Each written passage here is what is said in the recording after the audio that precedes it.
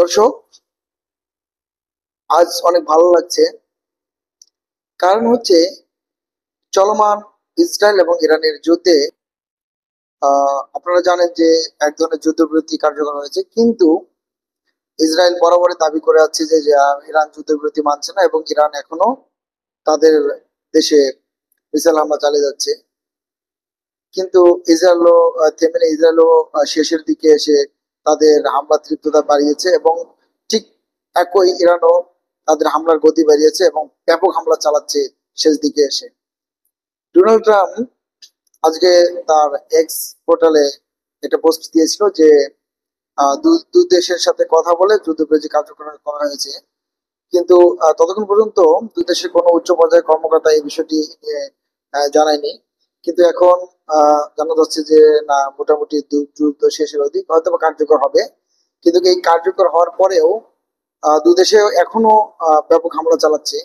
হয়তোবা একটা সময় থেমে যাবে, কিন্তু ইসরায়েল দাবি করছে যে তারা হামলা চালাচ্ছে না, কিন্তু ইরান বা তাদের হামলার পরিমাণ বাড়িয়েছে শেষ দিকে এসে।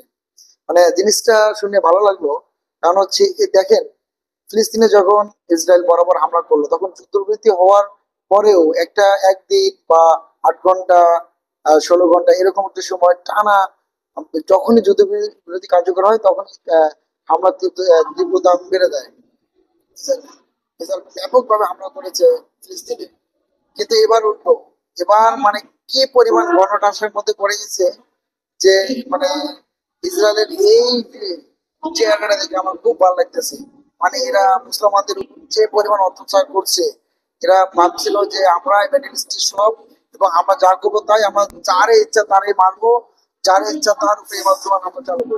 কিন্তু এবার এবার অবস্থা এদের খুবই খারাপ।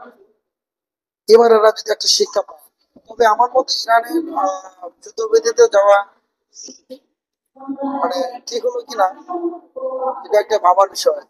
কারণ আরো দুই একদিন এদেরকে যথেষ্ট হামলা করা দরকার ছিল। কারণ এদেরকে বোঝানো দরকার ছিল যে তোমাদের ধারণা ভুল।